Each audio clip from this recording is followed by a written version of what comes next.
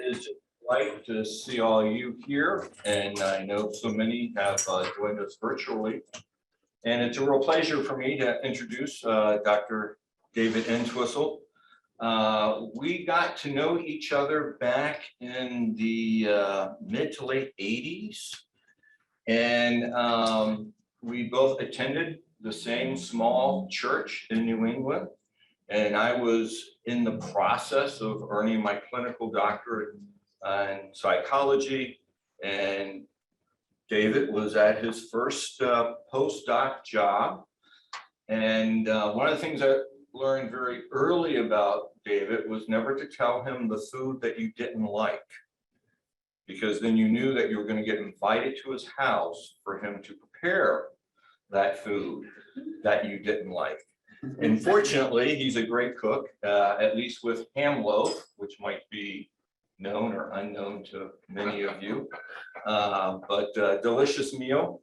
And he's currently in faculty at North Greenville University as a distinguished professor of psychology. His BA is from Taylor University in psychology, and his master's and doctoral degree in clinical psychology from Rosemead School of Psychology at Loyola University.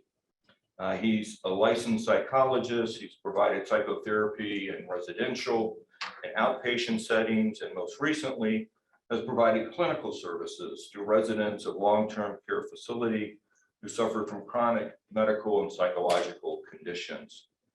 Probably of note for our audience this evening, his first postdoc job was working as a psychologist at the House of Affirmation in Massachusetts, where he worked with Catholic priests and religious who had psychological difficulties. He notes that it was during this time with them that it really gave him an enormous respect for the dedication of brothers, sisters, and priests. A memory that he has shared with me was talking about faith issues with an older priest. A dear memory in which at the conclusion of that talk, the older priest looked at him and said, "David, I honestly think I'm going to see you in heaven." And David said, "Father, I honestly think I'm going to see you there too."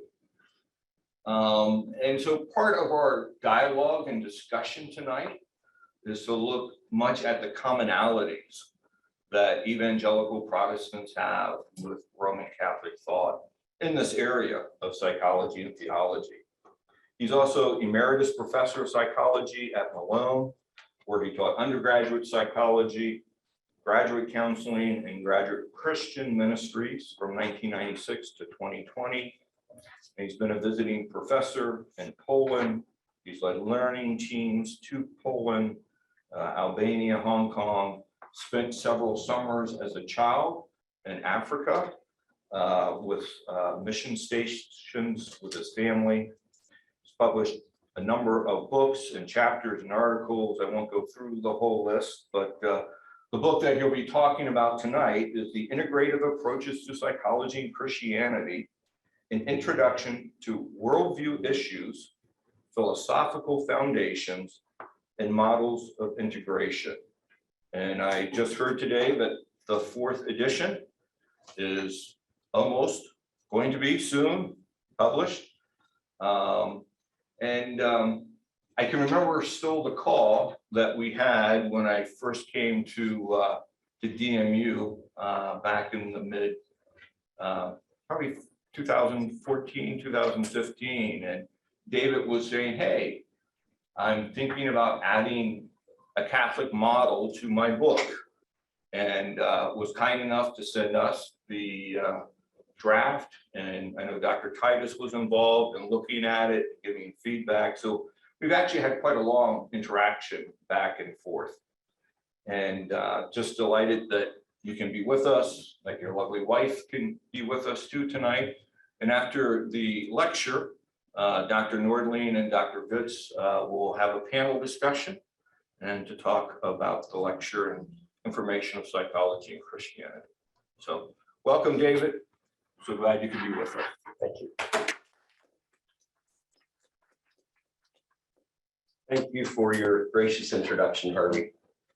It's always dangerous when someone introduces you who knows you well enough that they know where the bodies are buried.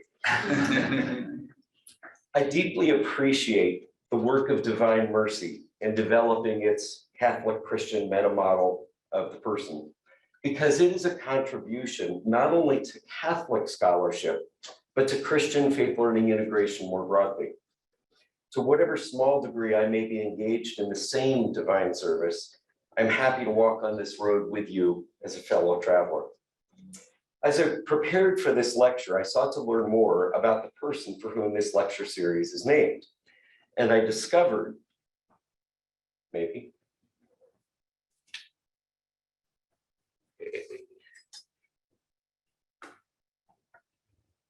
there we go. And I discovered that John Henry Newman and I have several things in common, despite vast differences in time and place. Newman's spiritual journey meandered down several roads, from non-religious to evangelical to Anglican to Catholic. He was raised by an anti-religious father and a religious mother of the Huguenot Calvinist tradition that emerged in France. While at boarding school, he had an evangelical Christian religious conversion at the age of 15. He later embarked on the Canterbury Road, becoming an Anglican. Later still, he converted to Catholicism and is remembered for his influence on Catholic theology and higher education. I resonate with many of the themes that I see in Newman's life, as I will discuss momentarily. As we begin a discussion about the journey to integrate Christian faith and psychology, it may be helpful to talk about, excuse me, who we are as travelers. In Gregory Chaucer's Canterbury Tales, the characters take turns telling stories as they embark on a pilgrimage to Canterbury, the center of Anglican religious life. Each of the characters' stories reveals something about the disposition and outlook of the storytellers. Most of you are walking this journey not as generic Christians, but as Roman Catholic Christians. And that gives you unique insights into faith learning integration from a Catholic perspective. And of course, your personal life experiences and traits shape how you see the world and how you engage psychology. I am traveling this road as a Reformed evangelical Christian, though one who has worked in evangelical and Catholic institutions and who currently worships in an Anglican church. So one of the things I need to do is to spend a moment explaining how my own religious background influences me on this journey. I have been raised and educated in the evangelical tradition, and a Reformed theological framework has deeply influenced my life and my approach to integration. However, I generally avoid the term evangelical today unless I have the opportunity to describe what an evangelical is and what an evangelical is not. The necessity of doing so has come about because of the emergence of what is often called the white evangelical voter. Furthermore, recent research shows that many self-described evangelicals do not actually hold evangelical theological positions. For our purposes, we will describe evangelicalism as a diverse collection of Christians around the world who subscribe to a handful of theological positions: a high view of the authority of Scripture, the belief in salvation through the atoning sacrifice of Jesus Christ, the importance of personal conversion and sharing the good news of the gospel with others, and an emphasis on individual sanctification or becoming more Christ-like.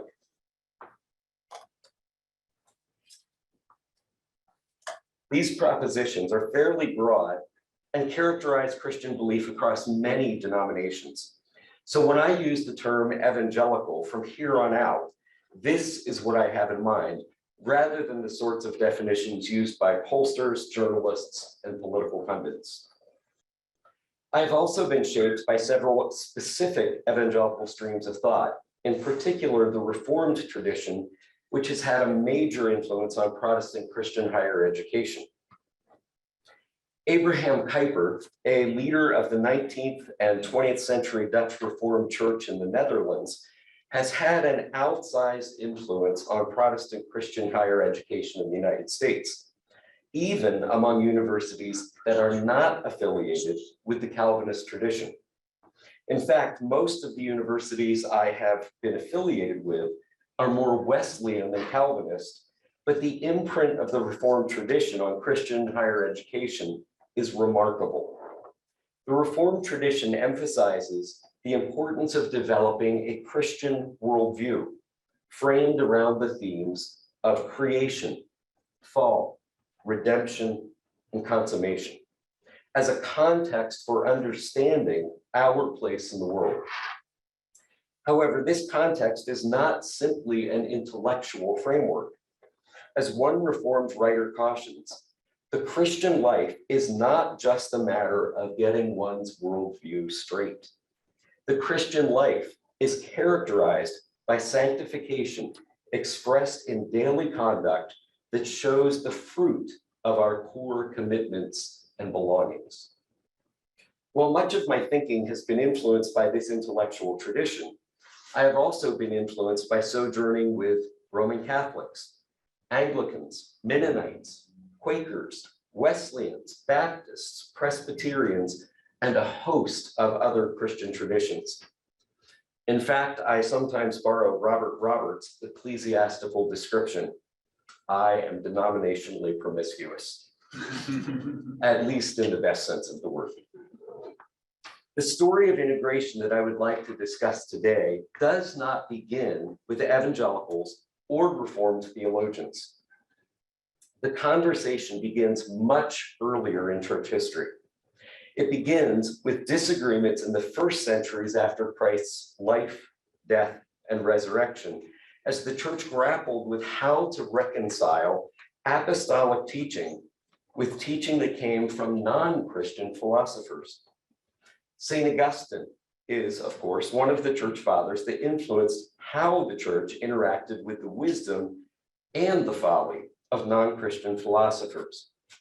But our story begins even earlier. Excuse me, I'm just getting over some laryngitis. Nearly 200 years before the birth of St. Augustine, another influential early Christian theologian, Tertullian, was born.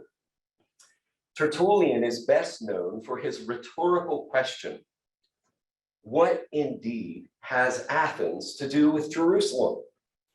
Tertullian prompted us to reflect on what Athens, representing Greek philosophy, had to do with Jerusalem, representing Christian theology.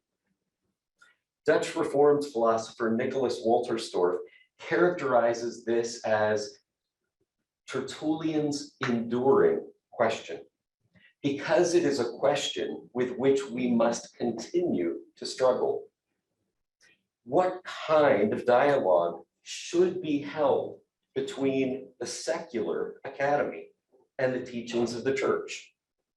In my lecture notes, secular is written in quotation marks, because part of my assumption is that all knowledge is inextricably bound to God's grace, whether or not we acknowledge that truth, and regardless of the religiosity or irreligiosity of those who discover truth. So in one sense, there is no such thing as secular knowledge, because all truth is sacred in its reflection of God's revelation. Still, Tertullian's question remains. For those of us in this room today, however, we might want to focus on a variation of that question. What do Vienna and Leipzig have to do with Jerusalem? Or perhaps today we should specifically say, what does Vienna and Leipzig have to do with Rome? But since I'm a Protestant, I think we'll stick with the metaphor of Jerusalem, the origin of the Christian faith, while acknowledging that most of you in this room are approaching this question from the eyes of Jerusalem and from your specific Roman Catholic tradition. So why might we refer in this talk to Vienna and Leipzig rather than Athens? Vienna, of course, represents the emergence of modern psychotherapy. Three major schools of psychotherapy emerged in Vienna in the late 1800s and early 1900s. Freud's psychoanalysis, Adler's individual psychology, and Frankel's logotherapy. While these three psychotherapies do not encapsulate every therapeutic approach, they do represent emphases that continue to be important to modern psychotherapy. What is the nature of the unconscious mind and its relationship to psychopathology? What roles do our individual assumptions about the nature of the world and our social context play in psychological and family adjustment? What gives meaning to life? And how do we face issues of existential anxiety and existential guilt, of freedom and responsibility? There are many theories of psychopathology and many models of psychotherapy, and Vienna stands as a metaphorical representation for these concerns. Leipzig, on the other hand, is the place identified with modern empirical psychological science. When Wilhelm Wundt established his psychological laboratory in 1879 at the University of Leipzig, we embarked on the empirical study of human behavior. Prior to this, psychology had been part of philosophy. But when Wundt demonstrated that we could study many psychological phenomena using the scientific method, psychology largely shifted from being a metaphysical discipline to being a physical discipline. Today, we have all kinds of quantitative and qualitative methods that Wundt did not have, as well as complex neuroimaging techniques and other ways of studying the brain and behavior. But for our purposes, Leipzig can represent empirical psychology. So what does Jerusalem have to do with Vienna and Leipzig? How should Christians today think about the field of psychology in both its psychotherapeutic and its empirical expressions? That is what I hope that we can address today. To do so, however, we must recognize that we are entering a dialogue that precedes the emergence of modern psychology. Long before Christians wondered how to engage the work of Freud and Wundt, they were asking broader questions about how to engage secular learning in general. Why was the relationship of Athens and Jerusalem a burning question for Tertullian? Tertullian wanted to show that our allegiance is to the faith as revealed in Christ and in apostolic teaching. Secular teaching can lead us astray. Tertullian believed that the Apostle Paul had singled out philosophy, the secular learning of Athens, as a threat to Christian faith. If you have ever visited Mars Hill on the Acropolis in Athens, it is not hard to get this picture. Everywhere you look, idols and temples compete for our affections, our attention, and our worship. Yet even here, the Apostle Paul saw an inroad for the gospel as he preached the famous Mars Hill sermon, beginning with a reference to an unknown God. Paul brought Jerusalem to Athens. A contemporary of Tertullian, Clement of Alexandria, held a position that was quite different from that of Tertullian. Clement believed that truth can be found through the grace given to all humankind by God. In Clement's view, there was clearly truth in Greek philosophy because all that is true comes from God. Thus, Christians could learn from Athenian philosophy, and philosophy could, in fact, pave the way for conversion. In his words, philosophy, quote, was given to the Greeks as a covenant peculiar to them, being as it is a stepping stone to the philosophy which is according to Christ. By the time we get to St. Augustine, we have a working arrangement where philosophy and theology exist in continuous dialogue. In fact, the path to Augustine's conversion ran through Cicero, a pagan philosopher from whom he learned that rhetoric was not principally about winning arguments. It is about a means of seeking truth. It remained, though, for Bishop Ambrose to introduce Augustine to truth with a capital T. Following in Augustine's lineage, one cannot read Thomas Aquinas without recognizing that philosophy is useful in constructing theology. The 19th century Christian existential philosopher Nikolai Berdyaev was even more explicit about the necessity of philosophy for theology. In his view, quote, "Theology is not revelation. It is a collective, socially organized, perceptual reaction to revelation that is organized along categories that are supplied by some form of philosophy." Nonetheless, tensions still remain between Athens and Jerusalem.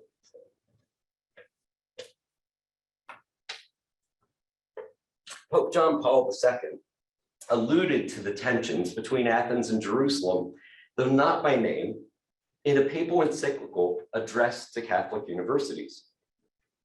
Quoting himself, John Paul II said, "A Catholic university's privileged task is to unite existentially by intellectual effort two orders of reality that too frequently tend to be placed in opposition as though they were antithetical: the search for truth and the certainty of already knowing the fount of truth."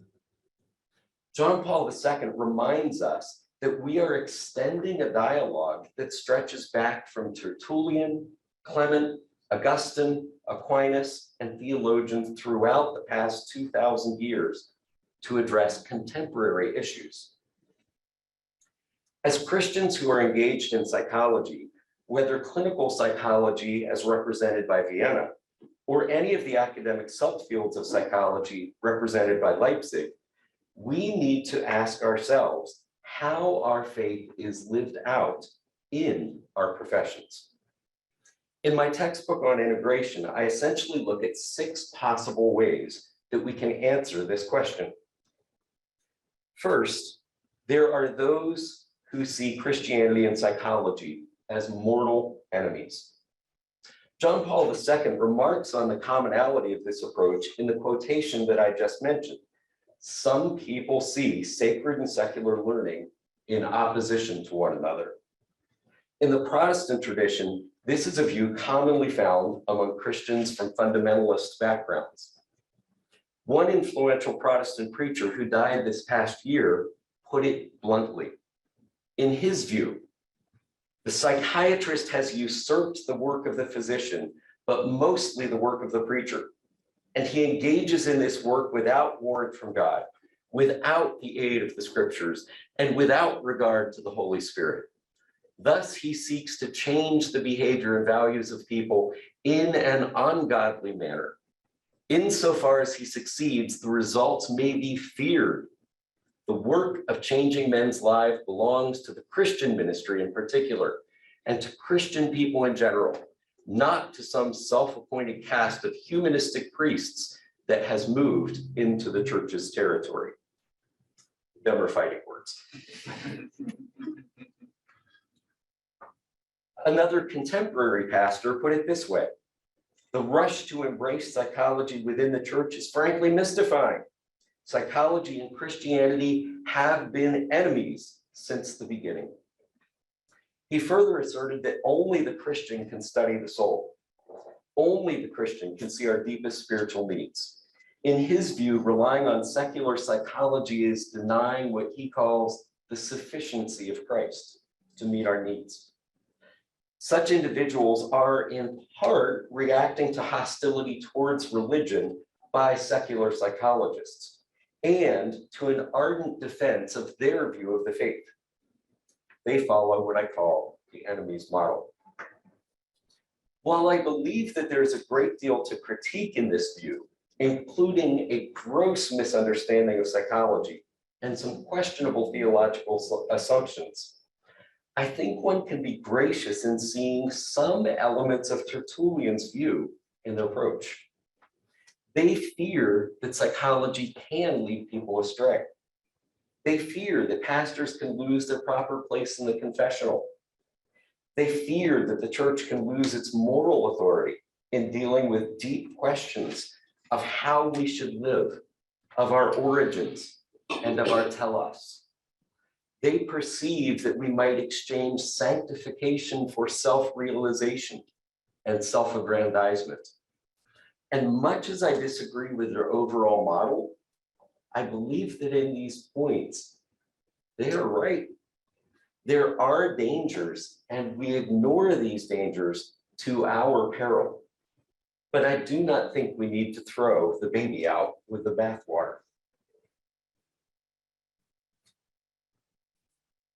A second way of engaging psychology and religion is to simply be interested in the potential benefits of religious belief, or for that matter, just studying why people hold one religious belief or another, or no religious belief at all. I call this the Spies Model. This is not meant to be a disparaging title. I'm sure that in our day-to-day lives, we have all learned a lot by eavesdropping on conversations, investigating opportunities, doing due diligence, and inspecting opportunities. We can learn a lot about religious life without being religious. William James offers many penetrating insights into religious experience in his classic work, The Varieties of Religious Experience. The psychology of religion is a venerable and useful approach to understanding religiosity. While the enemy's model is found mostly among fundamentalists in the Protestant tradition, this model is more commonly found among those from liberal religious backgrounds. And it is the approach that is taken in the psychology of religion. It is fascinating to think about the psychological factors that influence psychological belief. After all, grace is perfected in nature, as Thomas Aquinas told us. We are not disembodied souls or individuals devoid of personal experiences and culture. There is a lot of value in studying things like positive and negative religious coping and many other religious phenomena. But a problem in this way of thinking about psychology and religion is that it tends towards reductionism. If by studying Christian faith and practice as an object, you remove the reality of sin and salvation and sanctification as genuine existential concerns, you have lost the essence of religious experience and religious faith. Moreover, if we see religion as valuable only for its tangible benefits, we have fallen into what sociologist Chris Smith calls moralistic therapeutic deism. So again, there are benefits in this model, but there are problems as well. A third approach for relating psychology and Christianity is what I call the colonialist model. People who follow this model want to preserve orthodoxy. They see in psychology certain benefits that they are willing to borrow, but without deeply engaging the discipline of psychology. Pop psychology can make interesting sermon illustrations after all. But these people never really get around to reading psychological journal articles. Again, there are good things in this model. They see value in orthodoxy. They see value in psychology. But rather than engaging the field with diligence and deep Christian thought, they are content to plunder the Egyptians and keep psychology at a safe distance. So that brings us to a fourth model, which I call the neutral parties model. There are those who think that psychology and Christianity are both fine things to engage in, but they need to be kept in their own corners. When in Rome, do as the Romans. And so in Athens, or Jerusalem, or Leipzig, or Vienna. Their concern is that we do not contaminate our objective scientific psychology with Christian presuppositions, and that we do not reduce our faith to a psychological phenomena. This model is common among psychologists who were trained with a modernist conception of science and who engage in research. The two most prominent figures here would be Malcolm Jeeves, who studied cognitive psychology and neuropsychology, and David Myers, a social psychologist. I have enormous respect for these two men. They are deeply committed Christians, and they are first-rate scholars. But I am not convinced that the modernist conception of scientific objectivity is at all possible or even desirable. We all begin with certain assumptions that are foundational. Metaphysical assumptions are not generally available to empirical scrutiny. I do not go to Athens as a blank slate. I go there as someone who is already committed to the city of God. As such, that will introduce into the equation what Nicholas Wolterstorff calls control beliefs, and which I believe are at least partly expressed in a Christian worldview, which we will discuss later. The supposed commitment to objectivity in this model seems to me to be a mirage, and I do not think that the attempt to segregate faith from psychology is either possible or desirable, except to the degree that the unique methods of each discipline are clearly confined to their respective concerns. In other words, one uses rationality and empiricism in psychology, and one uses rationality and hermeneutics in doing theology. I describe a fifth model, which is characteristic of those who think that psychology is redeemable, but only by creating an entirely new type of psychology built on Christian foundations and drawing heavily on scripture and wisdom drawn from Christian tradition. Eric Johnson is the person who is most associated with this approach, and I think that it has much value. The Society for Christian Psychology, which Eric founded, exists to promote the development of a distinctly Christian psychology. This model is extremely valuable in that it takes Christian scripture and Christian tradition seriously, and it desires to engage in dialogue with modern psychology. In practice, however, this is primarily a counseling approach, and I am not convinced that it works well as a way of engaging all of psychology. Finally, there is a sixth model, which I call allies as subjects of one sovereign. This approach is held by people who think that a robust dialogue can be held between Christian faith and secular, again in quotation marks, psychology. Like Clement, people who follow this model see the so-called secular disciplines as means through which God's grace allows us to learn about God's world. But it also takes seriously Tertullian's concern that the assumptions held in Athens can be wrong and can lead us astray. This model acknowledges and even celebrates the fact that Jerusalem, or Rome, in your case, makes serious demands on what we believe. It grounds our understanding in a sacred framework which begins not with us, but with the God who created us, who formed us of dust. We are also given a unique role in creation. In fact, we participate with God in the unfolding of creation to the degree that we worship God, form societies based on justice, tend the garden by learning about and caring for the created world, and participate in God's redemptive work as we strive to bring peace, reconciliation, and shalom to the brokenness of the lives of ourselves and our relationships.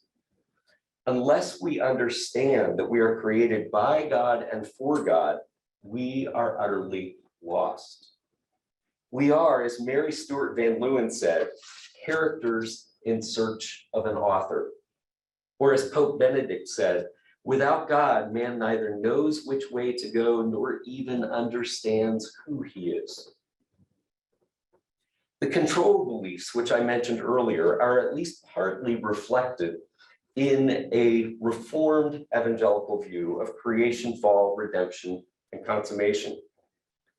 These concepts are not unique to the Reformed perspective, and they can also be found in other Christian traditions, and they're certainly evident in Augustine's thinking. To the degree that we err in understanding these concepts, we will misunderstand who we are. While these concepts come from Jerusalem, note that they are formed through logical categories. As my college professor, philosophy professor argued, systematic theology requires philosophical prolegomena. Clear thinking is learned in Athens. And as St. Thomas Aquinas demonstrates, clear thinking is invaluable in constructing theology. For the purposes of understanding human behavior and treating interpersonal and intrapersonal problems, we must go further, though, than theology alone. We can also learn by exploring human beings through philosophical and scientific categories. Jerusalem teaches us who we are in the context of God's unfolding story. Vienna can help us understand things about human brokenness that we cannot learn from Jerusalem. And Leipzig may help us learn things about human neurology that we do not find in the pages of Holy Scripture.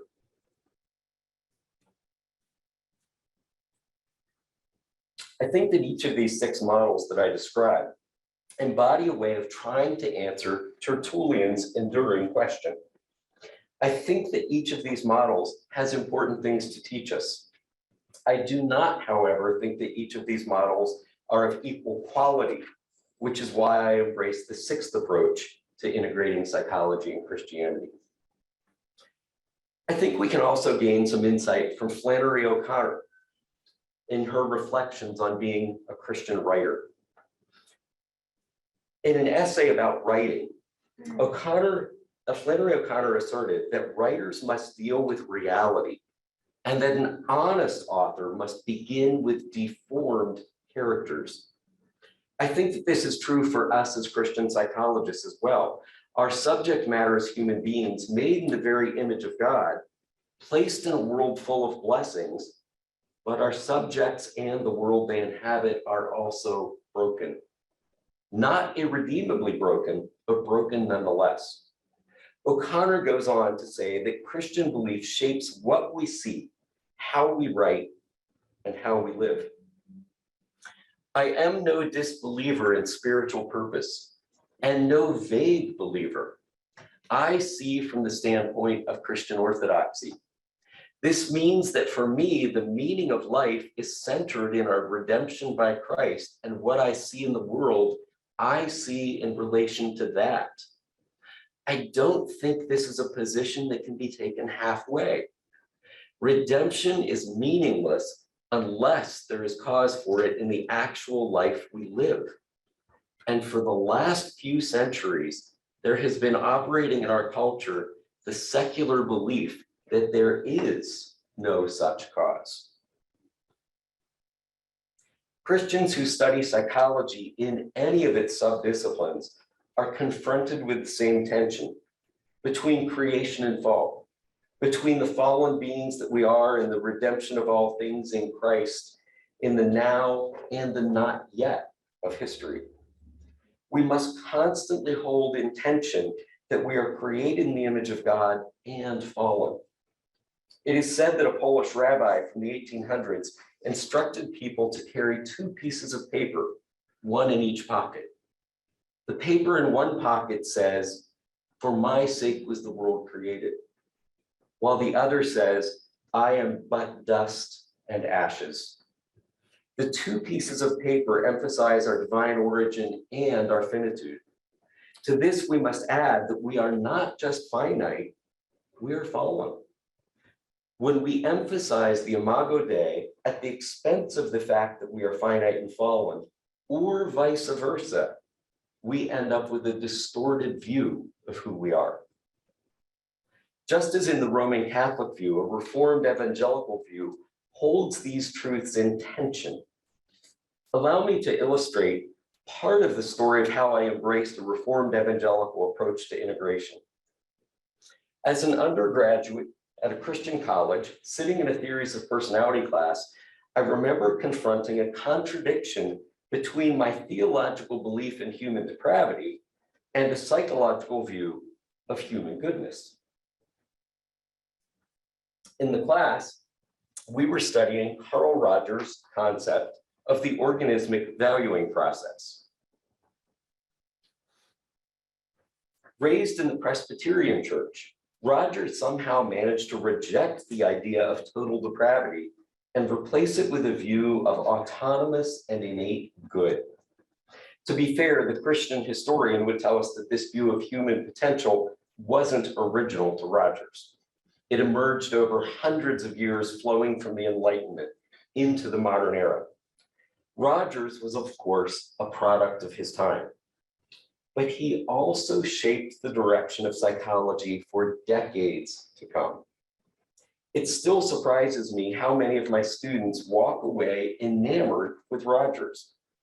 But then what's not to like? The mantra of our day is, I'm okay, and you're okay. Let me just be who I am. What's not to like? It's a lie. I am not okay, and you are not okay. And God forbid that you should leave me as I am. But it is such an appealing lie.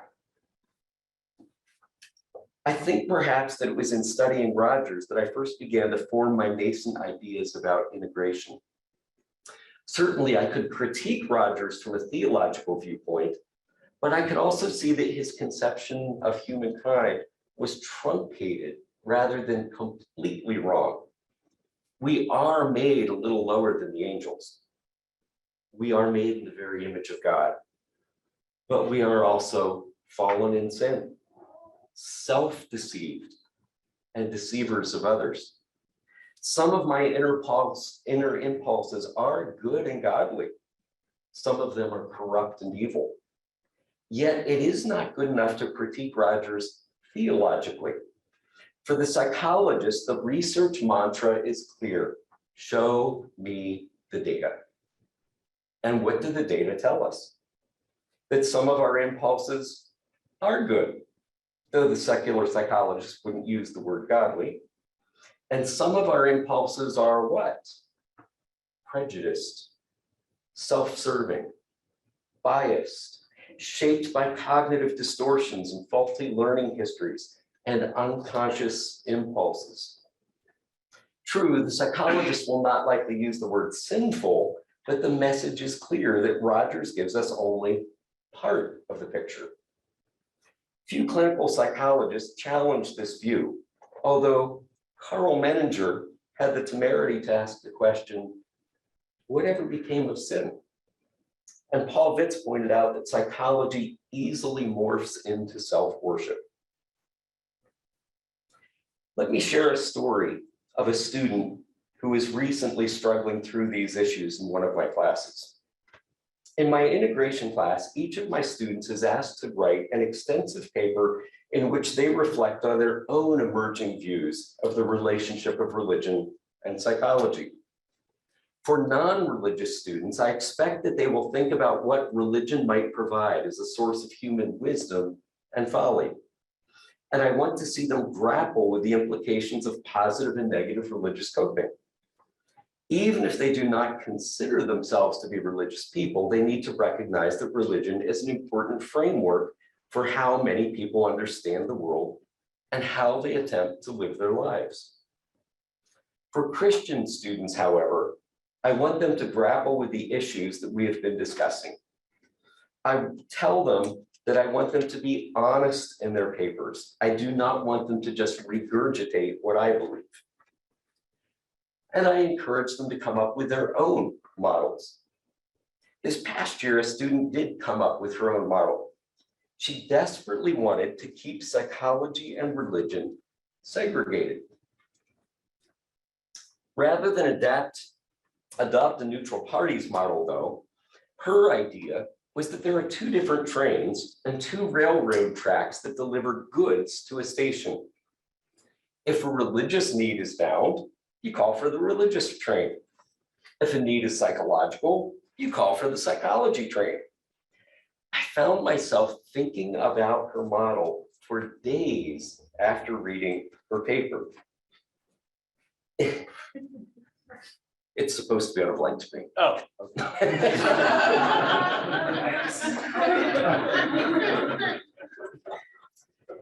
Where was I? I found myself thinking about her model for days after reading her paper.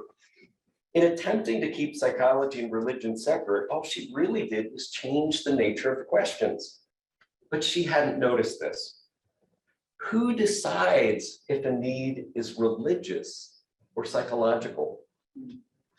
Who creates the goods that are delivered by each train system? Who inspects the contents to see if the goods are fresh or spoiled, healthy or unhealthy? Who calls for the theology passenger train or the psychoanalytic express? I have a great deal of sympathy for this student's desire to segregate religion and psychology, and I can imagine a million reasons why this might seem to be a congenial solution to Tertullian's enduring question. But I don't think it works. Or at least I don't think it works if Jerusalem represents something closer to Augustine's city of God. If God reigns over both Athens and Jerusalem, then we cannot simply segregate them from each other or eliminate one or the other. Christians may disagree on how Athens or Vienna or Leipzig relates to Jerusalem, but I do not think we can put them in hermetically sealed containers, carefully cordoned off from one another. I may disagree with how other Christians attempt to relate Athens and Jerusalem, but I respect that each approach raises important issues that we need to take seriously. Christian philosopher Nicholas Wolterstorff contends that Tertullian's question is the enduring question for the Christian academic. What does the Christian gospel have to do with the enterprise of scholarship, in particular with the scholarship of those who are not Christian? Wolterstorff points out that Tertullian's question would not have endured if the church had settled on an answer, but it has not. Likewise, in our day, there is not universal agreement on how we as Christians should think about psychology or any other academic discipline. This means that we will have intramural squabbles about how to answer the question. It means that we will need to have humility and to search for nuggets of truth in those views with which we disagree, even as we disagree strongly, but hopefully with charity. Where Tertullian sees opposition between the church and pagan philosophy, Clement of Alexandria sees pagan philosophy as a gift from God, insofar as it teaches and leads to truth, without, of course, sanctioning all of what was taught by pagan philosophy. Despite their differences, though, Tertullian and Clement can both instruct us. Tertullian warns us of the dangers of being seduced into a secular worldview. Clement celebrates the good gifts of God wherever they may be found. Augustine and Aquinas demonstrate how deep philosophical reflections and theology inform and enrich each other. The issues that we deal with today may be new, but they coalesce in patterns that our forerunners in the faith dealt with centuries ago. C. Stephen Evans, another Christian philosopher who is interested in psychology and Christian integration, suggests that there will be a diversity of approaches to integration. He makes two assertions. The project of integrating Christianity into psychology is itself pluralistic. Different Christians who may be equally faithful to their Christian colleagues may disagree about the implications of Christian faith for various issues in psychology. Nonetheless, faithful Christians can hope to find common ground in mere Christianity to constitute a genuine community that can make progress. Here he's using C.S. Lewis's term mere Christianity as the core of what we all believe. It is at this point that I would like to end by commenting on a particular advantage that Catholic thinkers have compared to Protestant thinkers when it comes to integration. The first book on faith learning integration that I read was a small tome by two men who would later be my professors, Bruce Naramore and John Carter. When I first read their book on integration, I remember finishing it and thinking that something was missing. After reflecting on this for years, I think part of what was missing was a solid sense of a theological beginning point. This came into even sharper focus as a result of reading the book which the Faculty of Divine Mercy put together. Allow me to quote from an email that I wrote to Dr. Vitz, which illustrates this observation. I have been working my way through a Catholic Christian meta model, and I would like to thank you and your colleagues for writing a much needed resource for integration, not just for Catholics, but for Christians in other traditions as well. I was especially struck by your insight about the difficulty of identifying mere Christianity and of the difficulty of defining this concept and the limits it creates for Protestant integration. As a graduate student in the 80s, I sensed this problem when I read Carter and Naramore's text on integration, and I immediately recognized that their little book was missing a core framework that could define what Christianity is. This trend has only accelerated over the years, even in evangelical circles. I tried to create some basic frameworks to define the core mere Christianity in my integration text. But in so doing, I recognized that many who call themselves Christian are outside of this framework.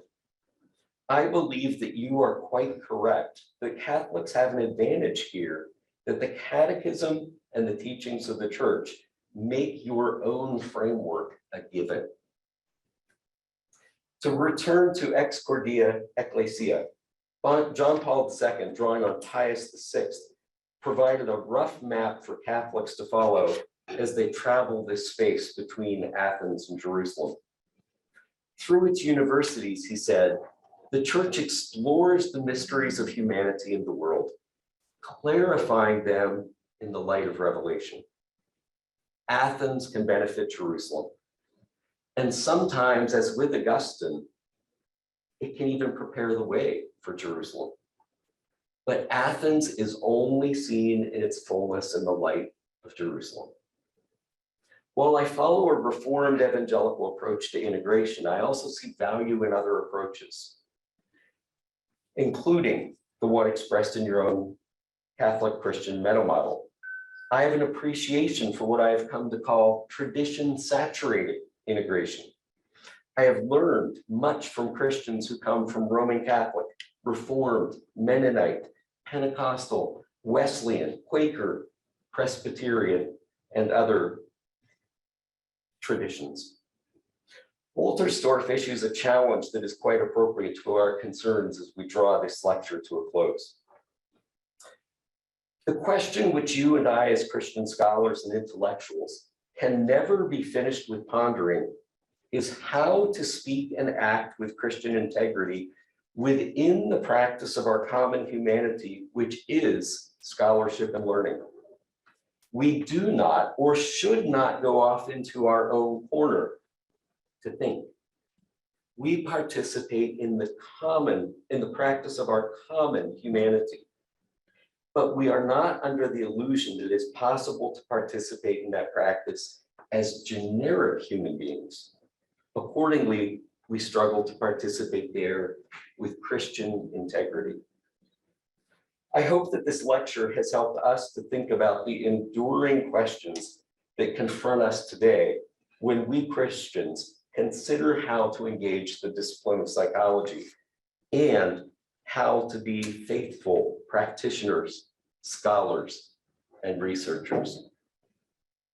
We are engaging in new, very old questions. Tertullian reminds us that our deepest needs are found through the church and that rival worldviews are seductive. Clement reminds us that there is great freedom to explore the common grace which is distributed throughout the academy. In his words, the way of truth is one, but into it, as into a perennial river, streams flow from all sides. I would contend that truth flows not just from Jerusalem, but also from Athens, and not just from Athens, but also from Vienna and Leipzig, and from many other streams. The task before us as scholars and practitioners of psychology who are committed Christians is to continue pondering our own version of Tertullian's question. What do Vienna and Leipzig have to do with Jerusalem? It is our task to speak and act with Christian integrity in the marketplace of ideas and in the sanctity of the therapist's office. May God grant us the humility to combat the pride that is often the besetting sin of academia. May he develop within us those virtues that allow us to dialogue with each other charitably. And may he grant us grace to approach this task wisely in order that by doing so, we can better love God with all of our hearts, souls, mind, and strength, and that we may better love our neighbors as ourselves. Thank you so much. Appreciate that, Dr. N Twissel, and delighted now to invite Dr. Paul Vitz. Many of you know, a senior scholar here at DMU, and his teaching and research is focused on the integration of Christian theology, especially Catholic anthropology with psychology, and along with Dr. Nordling, the tall one, and Dr. Craig Stephen Titus, they have been the editors of the book that Dr. N Twissel mentioned, A Catholic Christian Meta Model of the Person, Integration of Psychology and Mental Health Practice. Dr. Nordling is one of the founding faculty members of DMU, licensed psychologist who has specialized credentials in child, marriage, and family therapy, and teaches both basic and advanced coursework in these areas in the PsyD program, and is also an active scholar.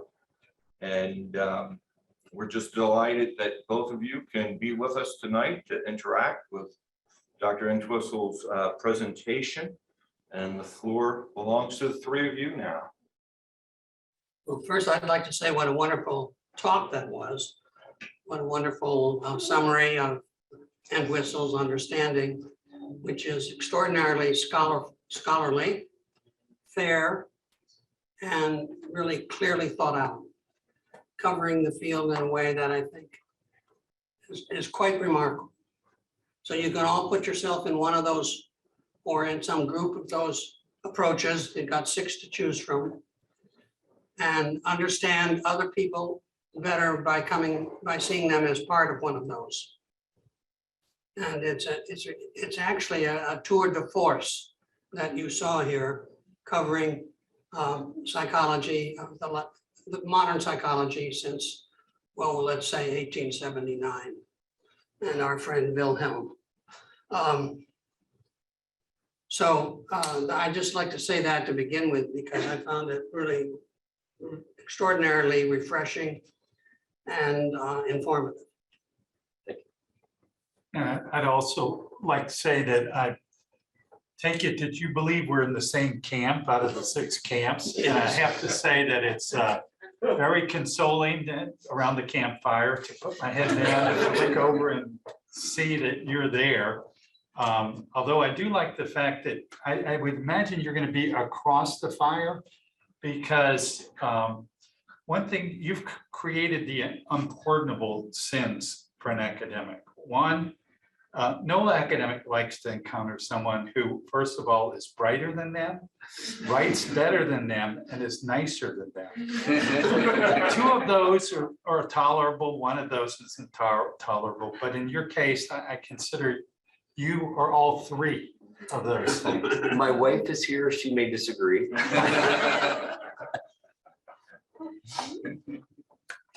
So Well, I'd like to just raise a few questions that were brought up by the questions we were Yes. supposed to address, and just mention them for all of us to hear.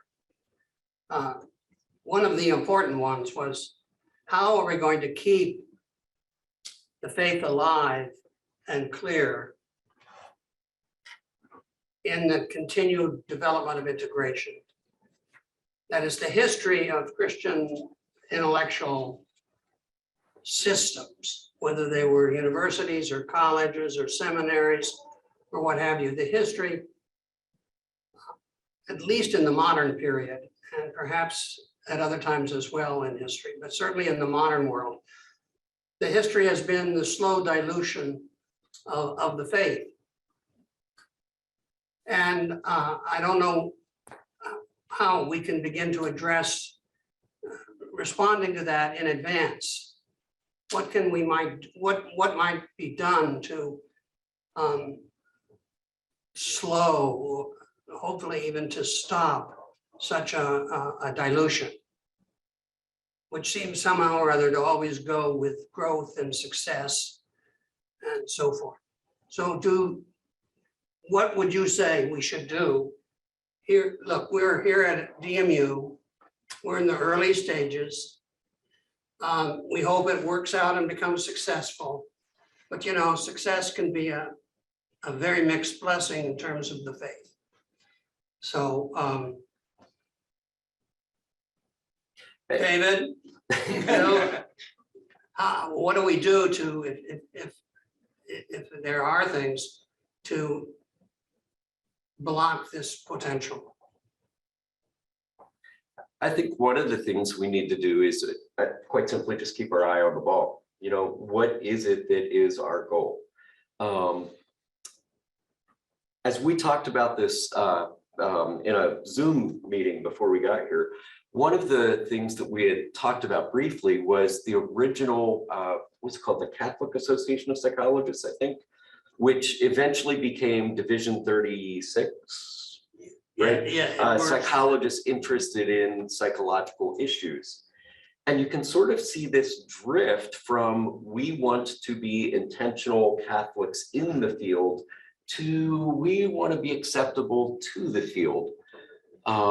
And that's a dangerous and very easy drift to make.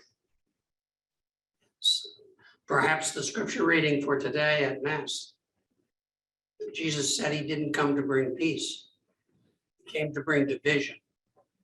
And what we have to be recognizing from the beginning then is that division is intrinsic to being a Christian. Division without, he said he's going to put father and son against each other, mother and daughter, daughter-in-law and mother-in-law. He didn't come to bring everybody going to be all on the same page. Now we have to deal with that as an issue, but we must recognize that division, and with it even persecution, is a spiritual grace, or certainly can be. And once we've gotten rid of it all, we've probably diluted ourselves into the non-Christian world. We have to keep, and that means keeping Jesus at the center, because I would say the highest form of ecumenicalism, there are two kinds of ecumenicalism. One is to find the lowest common denominator you all have in common. And they tried that for a while. I don't think it worked very well. And the other is to find the highest common denominator that you all have in common. And that's that Jesus Christ is the answer to our lives and to the source of our salvation. And I thought those first four principles that you gave in the first slide, wonderful. I don't know if that's mere Christianity, I'm not sure, but I found myself, hey, I'm an evangelical. Of course, I believe other things too, but I mean, but those things, there's the core that we have to keep in mind. We have to keep in mind if we're going to keep the faith in our intellectual life and here at DMU. Yeah, I'd add a couple of things to that, and I know it's a big concern that when we enter into dialogue with, the secular world, that there's a tendency to not be grounded and to very quickly find ourselves giving up principles that are not going to allow us to be authentic and to really be faithful to what our real mission is. And so I would identify three things that I think are very just imperative. One is we can reduce things to look at them, but we can never bracket God. We can't bracket God away. And the second is that we have an image of the person, and it's the most simple way of saying it is that Jesus is the model of a perfect human being. And so when we enter into dialogue, we can never give anything away that would somehow betray what the perfect human being would be. And I think the third is that we've always got to be a full person in dialogue. Some of the kinds of ways that we've described our ways of doing psychotherapy is that we put ourselves in service to our clients, and that's true, but we put ourselves as a person in service of our clients. We don't become our client and then lend our wisdom, simply as being a substitute for our client. And so I think we've always got to engage as a full person. We have our own conscience, we have our own identity, and that's what's part of being an interpersonal relationship. And we can't give that up. We can't be chameleons that leave our values completely to the side, and we can't leave our identities to the side. Now, with that said, we also can't do things that are unduly influencing of our clients or somehow essentially expecting our clients to become us either. And so those are the things that I think are really important. Another thing I think is important in maintaining our identity is when we dialogue with other people, that we dialogue with them where there's at least some basic agreement at a worldview level. And sometimes within this kind of cancel culture type, there's an attempt to pull out the things we don't disagree and immediately discard us as Christians. And so I think we have to look for commonalities between us and others. For example, when we want to discuss a case, perhaps we need to discuss a case of a couple that used to love each other, and now they're distressed, and the children are suffering. What are we going to do about that? And then we can have views that bring in our Christian vision of the sanctity of marriage, or the Christian vision of the faithfulness of marriage, or the Christian vision of the unity within marriage, some things that may not be part of the worldview of the person we're talking with. But what they will see is that we all come up with ways of trying to preserve that marriage, bring love back, and help that poor child that's somehow caught in the middle. And so I think we've got to also pick the kinds of ways that we dialogue, because if we begin with things that where immediately it triggers intense reactions, I don't think that that's the wisest way of going with things. If I can add one more thing, in my class on integration, towards the beginning of the semester, I have my students read Alan Bergen's 1980 article on, I'm trying to remember the name of it, Religion and psychotherapy, some variation on. Yeah, basically what he does is compare and contrast clinical and humanistic values to Christian values, or religious values. And this is a pioneering article because somebody said, hey, religious values are being excluded in the field. And then I asked my students, why was Alan Bergen the one to write that article? And there's really two reasons. Number one, he had credibility in the field because he was a big name who had done big research. So they were going to listen because he had credibility. But there was a second reason, and my students don't get this at first. And I say, look at the little fine notes in the article. Where was he a professor? And they go, Brigham Young. I go, well, what's that got to do with anything? If you are used to being a persecuted minority religious group, you've got each other's back. You're used to getting the door slammed in your face. If we're going to survive, we have to have each other's back. We need to encourage each other in what we're doing. And I think Bergen's a great model for us in that. I knew him in graduate school. Really? Yes, he was a year ahead of me. And I also knew he was Mormon, which is just as interesting to me. And I was at that time an atheist. So, you know, I didn't get palsy.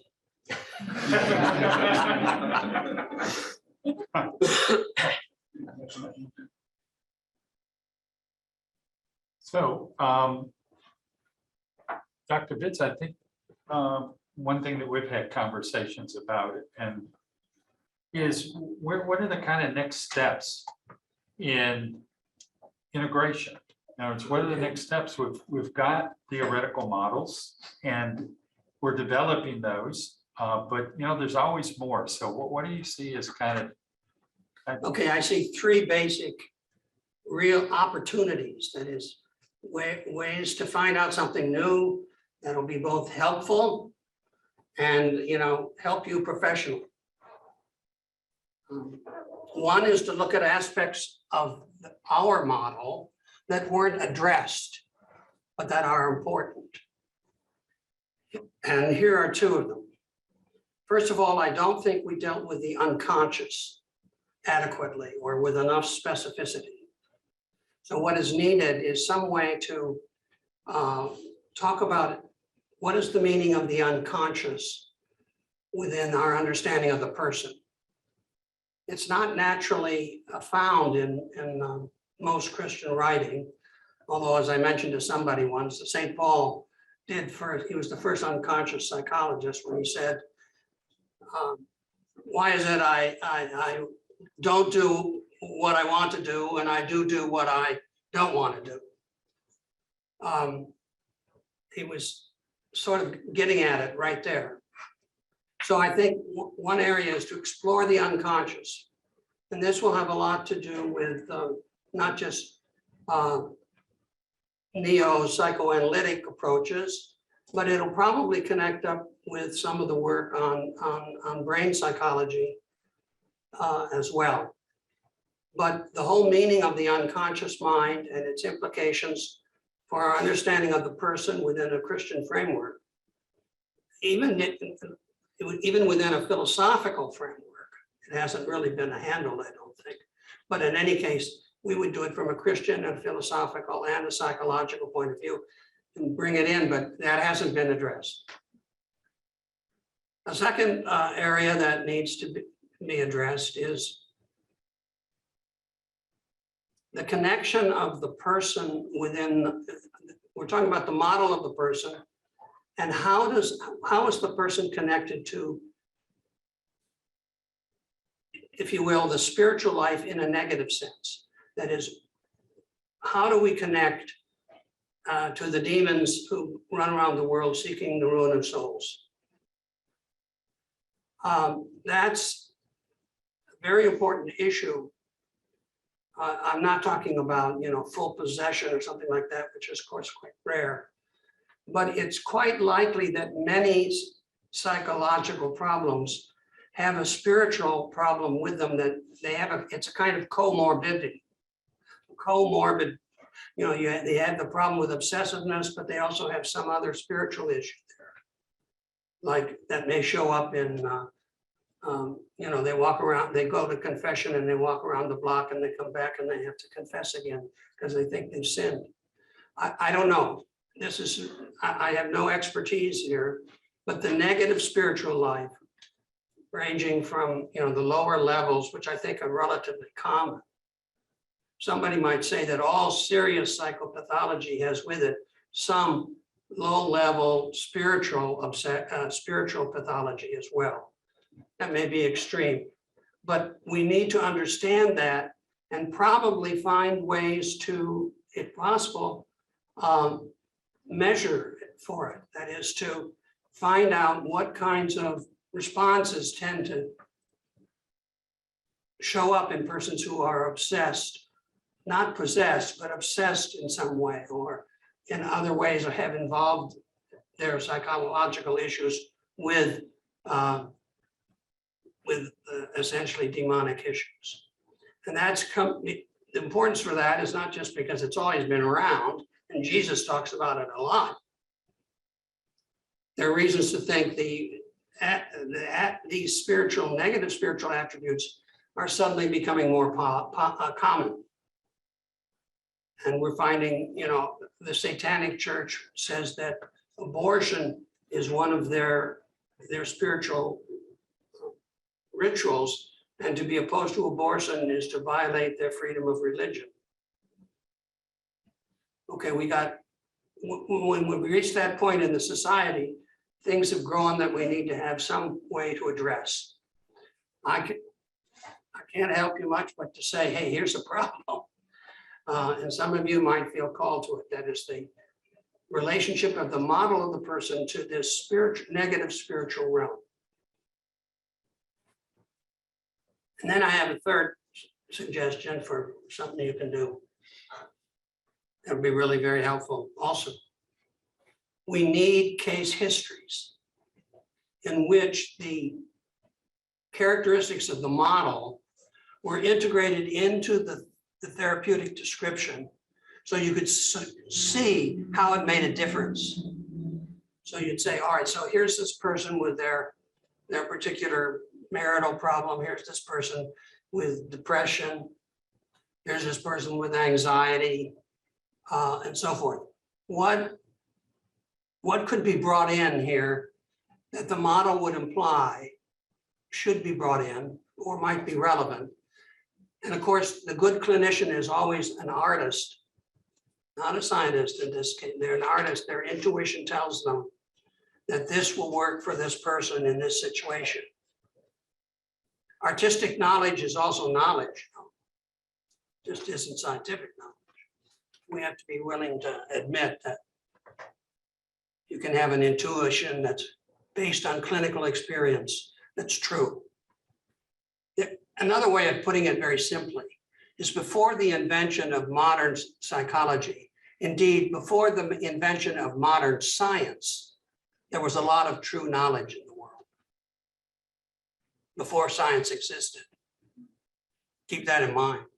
It isn't only science that can give us knowledge, but case histories that show examples of a good way in which, well, this should be, that we already have them now, of how forgiveness can be introduced, but how maybe you might introduce the virtue of courage to deal with somebody's anxiety, or the virtue of gratitude to deal with somebody's depression, or how you might address the understanding of their own sinfulness so that they suddenly realize that this other person, isn't all bad either.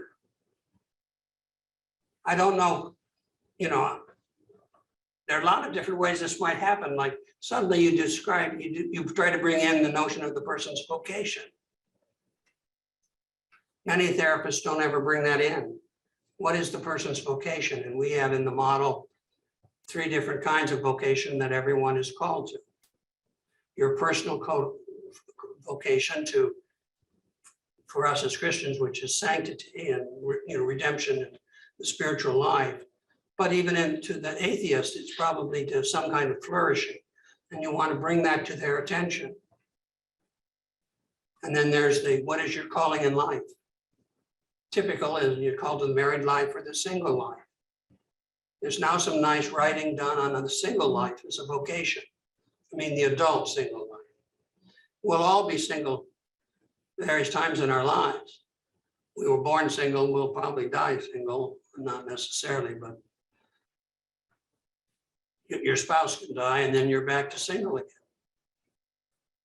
But anyway, so the vocation of state of marriage and then your vocation to your job or your professional contribution to society.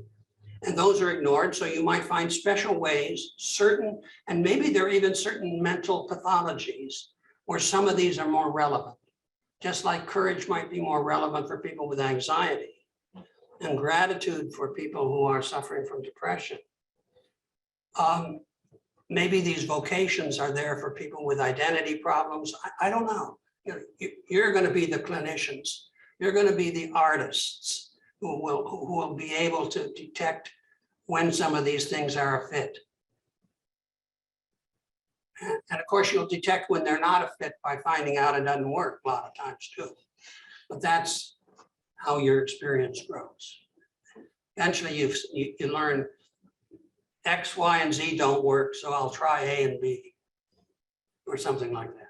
But anyway, those are the three things that I think offhand, we have big opportunities to develop new aspects of the model that have been ignored,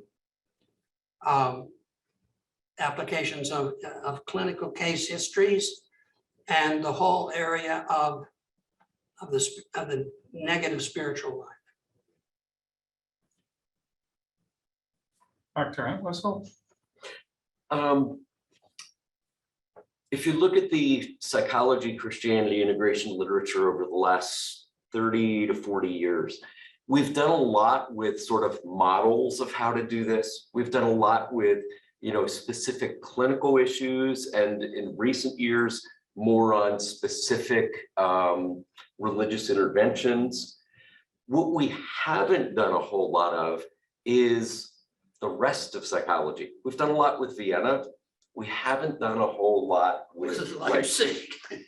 And if you look at any intro to psych textbook, Vienna's 2 chapters. Leipzig is 11.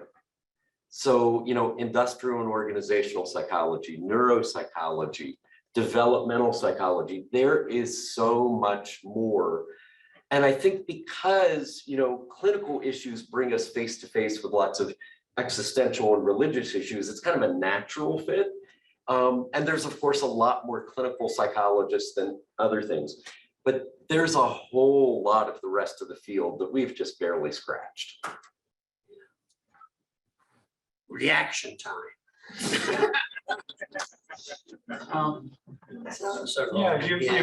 You've talked about the fact that the basic sciences have been kind of ignored, in the sense that there's a whole new way to look at social psychology. One of the chapters in the book looks at the bystander, and it's a very individualistic perspective, and it doesn't look at an interpersonal interpersonal explanation for the bystander, or even a communal one in the way that a Christian would look at it. And so I think that's intriguing areas for development. Quickly, I would say, from my perspective, one of the challenges that we have with a Christian view of the person is, although it's very rich, it's often hard to take a view of the person and then put it into actual clinical practice. And the two areas that I think allow people to, in a concrete way, understand what the meta model is, or any meta model, any broader vision of the person, is the development, I think, of an intake interview that almost holds our hand so that we make sure we ask about the right things. Because I know from experiences that often what happens is people read a book like yours or ours, and when they go to try to apply it, they kind of do what they've always done. They either use a DSM-5 structured interview, or they use some type of a therapeutic model as a way. In other words, if I'm doing cognitive therapy, I'm going to ask about antecedent events and your reactions and what were the intervening thoughts. but that's very reductionistic. And so my sense is we need to get the big picture. What is this person's virtue strengths? What is this first person's beliefs, strongly held beliefs? What are their relationships like? We need to get all of that before we intervene. And I don't think that either a DSM-5 interview or a therapeutic model alone will guide to capture what we've always seen in a Christian perspective, or what is the fullness of the person. So I think we need to develop more of a structured interview that makes sure that we get the big picture before we actually start with our work. And the second area, I think, that kind of guides clinicians in their daily work are really books on how to applied ethics and applied ethical reasoning. And we have ethical principles, but at least certainly within the Catholic world, we currently don't have books that take case histories and say, well, how does based on our vision of the person, how does a Catholic Christian or a Christian in general look at this area? Because if our really what are codes of ethics? They tell us, they imply that we owe something to the client, and they imply that there's a reason for that. Well, the reason within secular perspectives is very different. The reason we owe our clients, a great deal as Christians is because they're made in the image and likeness of God. They're made uniquely by God with a specific purpose. Well, that's a different motivation. That's a different reason for why we are doing our work. And yet our ethics codes are great. I mean, they help us to not do the wrong things, and they give us some guidance about the right things. But a Christian ethos, I think, is a higher standard. We need to have Christian books that look at ethical cases and apply them. I think that would be very valuable. Thank you very much, panel.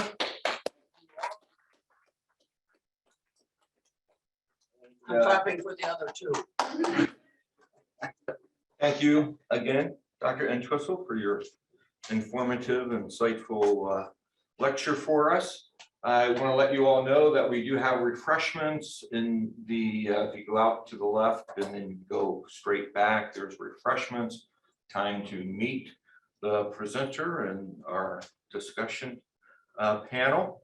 And again, thank you so much for coming and being with us tonight.